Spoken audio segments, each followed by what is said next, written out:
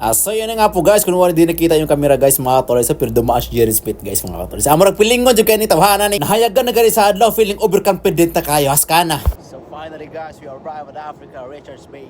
So yun na nga po mga katolis. So sa amo pag-abot diri sa Africa guys mga katolis, matik na guys, every time mag-angkla ang barko guys sa dagat guys mga katolis. So not invert pa guys mga katolis, i-raise ginang anchor board diha guys mga katolis. So haskana oh. Isa kung sa lagi mauna-una ang words sa to ani guys mga toys. Pero guys, pag angkla guys, matik mga will nami guys mga toys. So may na makakuha mig isda. Ay naon sabi pa ng hunahuna ni Mora, ilisod pag dili isda, nagos dagat alaala mag-unggoy. Ayan na. Ayan na. Ayan na. Ayan na guys, matigas-tigas mga katolis no. Malaban guys mga katolis. Ayan na, ano no.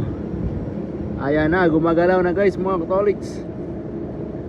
Ayan na talaga guys mga katolis. Sana hindi makabitaw guys mga katolis no. Sana nga po hindi makabitaw. Biyaya ng Diyos guys. Ayun na guys, pumuputi na. Pumuputi na guys mga katolis. Sana hindi makabitaw guys. Ayan guys mga katolis no. Biyaya ng karagatan guys. Napakasarap guys mga katolis. Fresh na fresh guys mga katolis. Oh, isa manyor. Wow, wow, wow, wow, wow, wow. Sus guys, mga katolis no.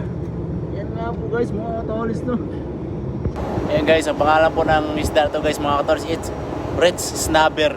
Snabber ka ba? Ha? Ito guys, trabaho na ito guys, mga katolis no.